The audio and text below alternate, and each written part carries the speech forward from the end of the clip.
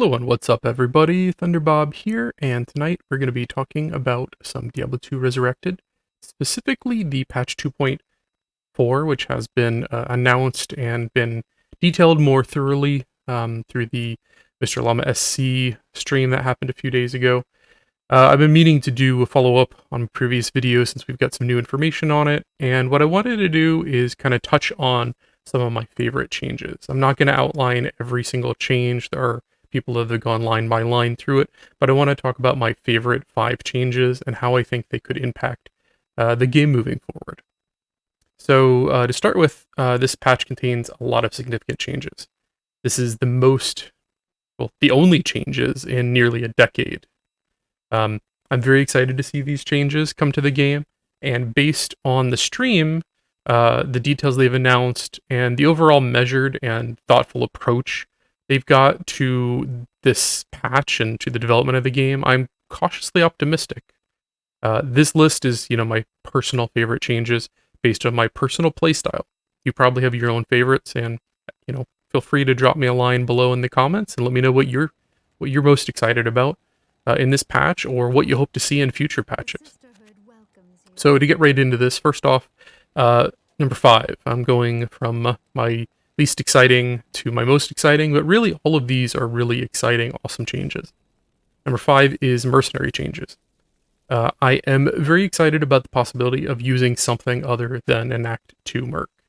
While they didn't outline the changes for every single act and exactly what they're going to be gaining, they did kind of give you an outline, an idea of what they're thinking. So, for example, Act 1, it seems like they're going to get a new ranged AoE skill. My guess is that they may replace or supplement Cold Arrow and Fire Arrow with Freezing or perhaps Immolation Arrow.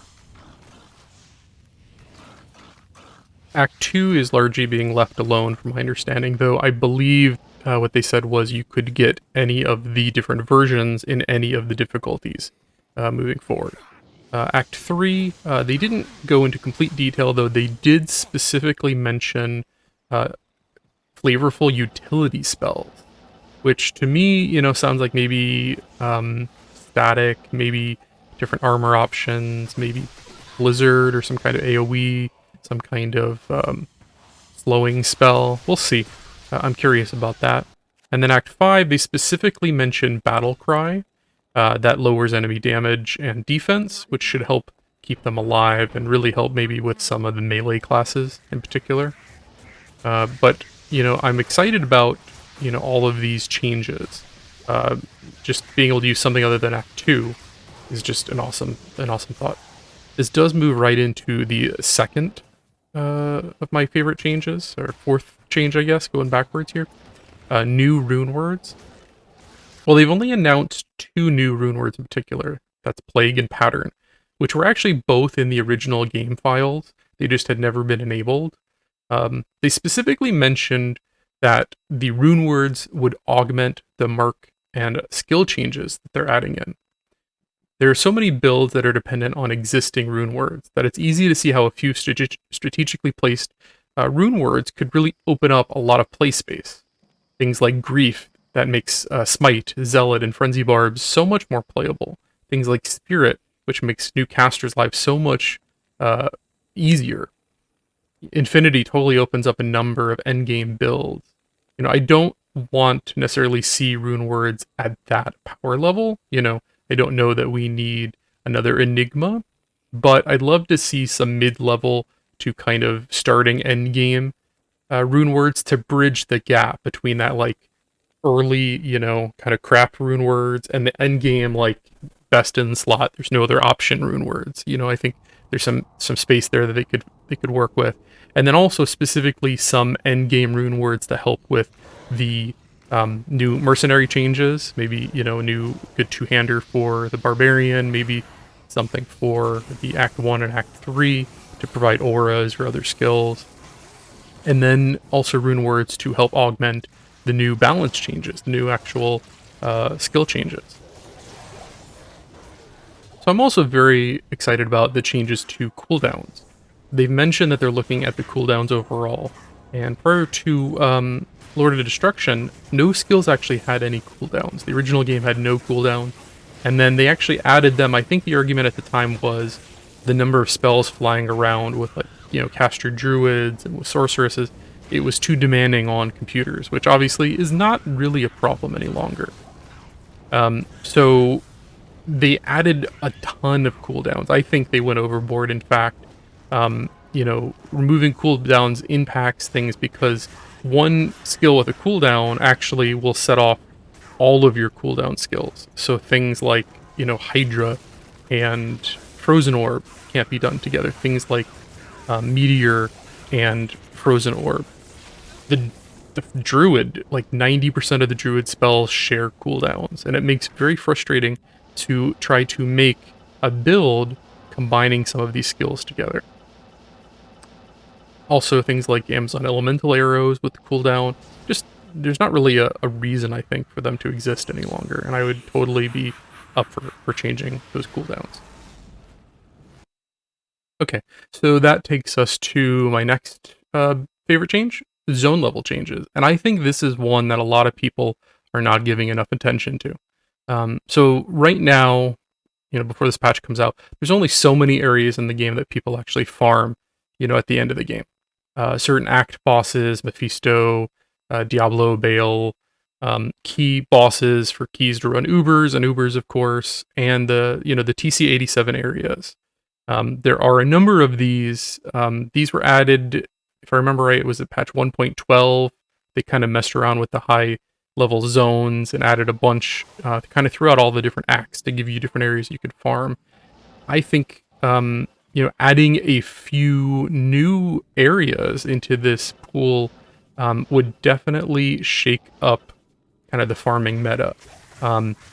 You could add in a ton of new areas instead of just running the ancient tunnels over and over again. Because some of these zones have different built-in immunities on the enemies in them, and that dictates kind of what is good at farming them. So the more you add in, the more possibilities for new builds to kind of break that farming meta. Now, they only mentioned a couple of areas. I think it was Resurrected Lair and the Ruined Temple. I hope there's more than that. I really think any of the dungeon kind of areas, like you're in an overworld and then you go down a level, I think all of those areas should actually be raised up, in my mind. It would just open up a ton more options, and I think it would actually improve the game substantially. And last but not least, and this is probably the thing that most everyone is excited about, is class balance changes. It's been a very long time since any of these builds have changed. And the prospect of some of the weaker builds out there, finally having a chance to shine is exciting.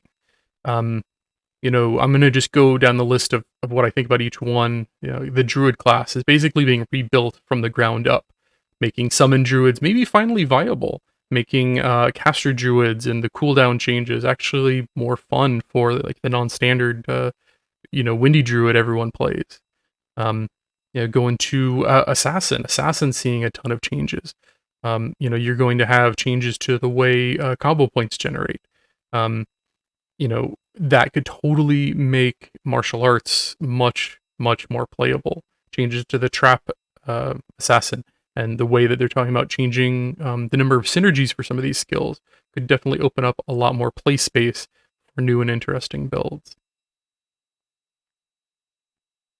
Changes to melee Amazons, and they also mentioned that they're looking at some bow skills. I would love to see the bow Amazon actually shine again.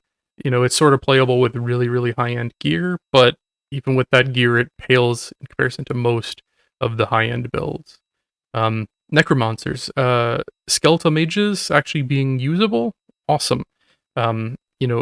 Touching some of the bone skills and also making curses more than just 1-point wonders, that sounds great. Give more options.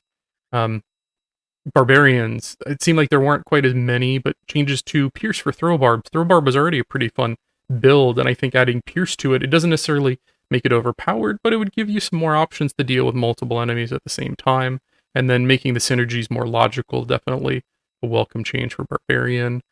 Paladin also, not a lot of changes, but, talking about changing some of the shock skills, make Tesladin or Dragon Paladin even better. I've got some videos of those on the channel. Great, fun builds, and I think it could make them a little bit easier to be accessible to more players, because maybe it could work without Dream and without the Dragon sets. We'll see. And then finally, the Sorceress. That's the class, even from back in the day, has always been my favorite. And in particular, Hydra. Hydra is like my favorite skill in the game. I've got a video recently showing the current Hydra and how well it can perform. I am so excited about having that skill without cooldowns and, hopefully a little bit more powerful.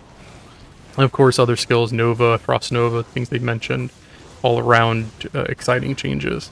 So there you have it. What I'm most excited about: mercenary changes, the Runewords, cooldown changes, zone level changes, class balance changes. There's so much more beyond that as well. The full patch notes, when they come out, I'm definitely going to be pouring through that and playing on the PTR and trying to show off, some of these new builds and changes.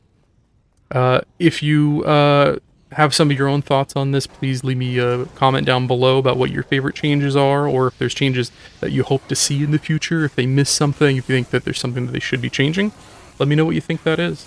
I do want to thank you again for watching, and if you enjoyed this video, if you enjoy what I'm putting out there, please do consider subscribing, and thank you again. Have a good night.